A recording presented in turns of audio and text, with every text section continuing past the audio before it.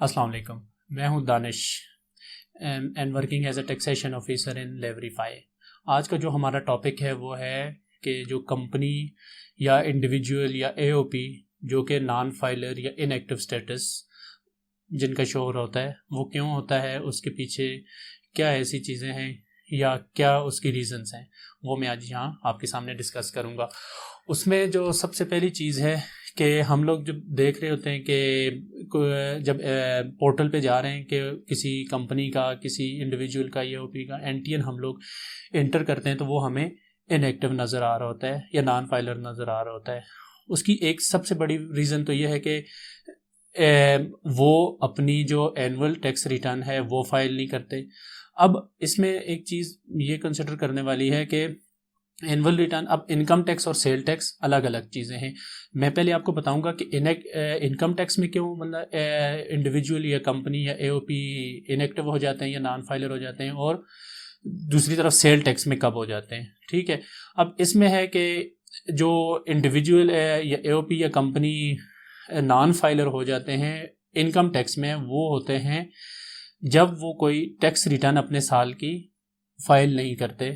अब for example 30 जून 2020 था last year के जो फाइनेंशियल ईयर की ईयर एंड की डेट, और जो क्लोजिंग डेट थी जो इंडिविजुअल की नॉर्मली अलाउ होती है 30 सितंबर, और जो कंपनी को नॉर्मली अलाउ होती है वो 30 दिसंबर होती है। अगर आप विद इन ड्यू डेट, अगर 30 सितंबर लास्ट डेट थी, उस टाइम तक आपने कोई रिटर्न फाइल नहीं की, तो आपका नाम automatically active tax payer list से खारिज हो जाता है।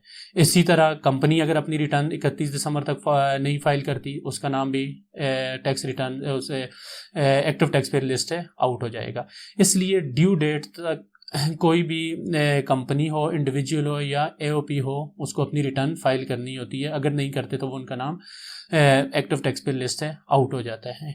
ठीक हो गया। ये तो था इनकम टैक्स के पॉइंट ऑफ व्यू से कि नॉन एक्टिव या नॉन फाइलर या इनएक्टिव स्टेटस क्यों शो होता है। अब आते हैं सेल टैक्स। अब सेल टैक्स में भी हम लोग चेक कर रहे होते हैं तो नॉन फाइलर या इनएक्टिव शो होता है।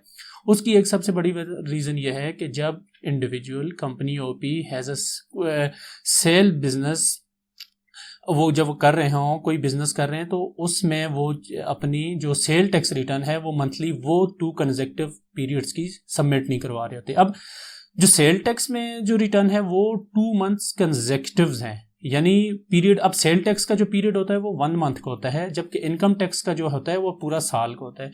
अब यहाँ सेल टैक्स में 2 कंसेक्यूटिव टैक्स पीरियड का मतलब यह है कि आपने 2 महीनों की सेल टैक्स रिटर्न फाइल नहीं की। जब आप 2 महीनों की सेल टैक्स रिटर्न फाइल नहीं करते तो आप इनएक्टिव हो जाते हैं एज पर एफपीआर पोर्टल, आपका वो स्टेटस इनएक्टिव होता है।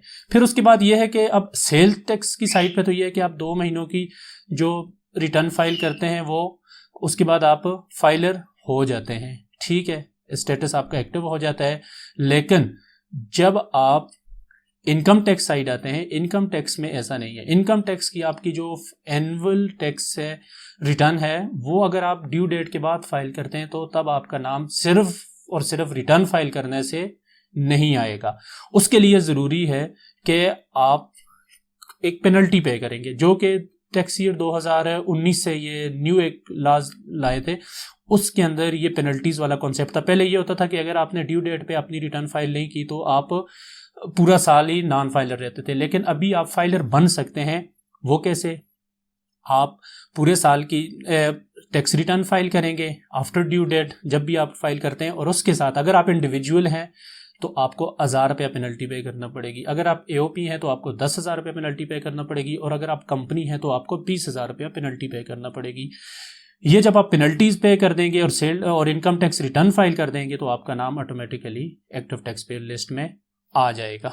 ठीक है, ये तो था कि नाम कैसे निकलता है और कैसे नाम आपका एक्टिव टैक्स पेयर लिस्ट में आता है। अब इसके नुकसानात क्या होते हैं कि अब आप नॉन फाइलर हो गए, इनएक्टिव हो गए। अब आपकी जब आप बिजनेस कर रहे हैं, कोई चीज़ सेल कर रहे हैं, परचेज कर रहे हैं, तो उसमें आपके एडवर्स इफेक्ट पड़ जाता है। उसमें आपका यह है कि आप जब नॉन फाइलर होते हैं तो आपकी विद होल्डिंग डबल हो जाती है। अगर आपकी 4.5% सेल पे कटना था तो 9% कटता है, जहां 5% कटना था वहां 10% विद होल्ड और होता है, इसलिए आपकी विद होल्डिंग बढ़ती जाती है। तो इससे बचने के लिए फाइलिंग स्टेटस ज़्यादा इम्पोर्टेंट है than to become a non filer. ठीक है, और इसके बाद यह है कि अब एक और चीज़ जो इन्होंने लगाई है, ये पहले नहीं होती थी, ये टैक्स ईयर 2020 में ये लाए हैं, लेकिन अभी तक उसको इम्प्लीमेंट नहीं किया कि प्रोफाइल अपडेट।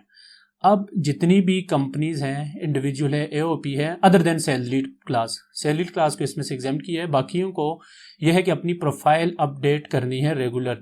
अभी इन्होंने पहले 30 जून 2020 के बाद इन्होंने सितंबर की दी थी डेट, फिर दिसंबर 31 2020 दी थी, अभी 30 जून 2021 है।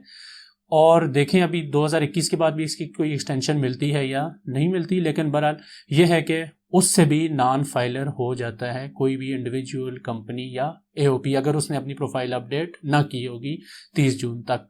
तो वो देखते हैं अभी एक्सटेंशन मिलती है नहीं, लेकिन बहरहाल एक ये न्यूज़ जो इन्होंने इंक्लूड की है कि अगर आप अपनी प्रोफाइल अपडेट नहीं करेंगे आईआरएस पे जाके, तो वो आप लोग नॉन फाइलर के ज़ुमरे में आ जाएंगे, आपको नॉन फाइलर कंसिडर किया जाएगा, आपका नाम एक एक्टिव टैक्स पेयर लिस्ट से निकाल दिया जाएगा। लेकिन यह है कि वो अभी तक पेंडिंग में है। और अगले इंशाल्लाह मैं आपको नेक्स्ट लेक्चर में इससे मुतालिक भी बताऊंगा कि वो प्रोफाइल अपडेट कैसे करते हैं।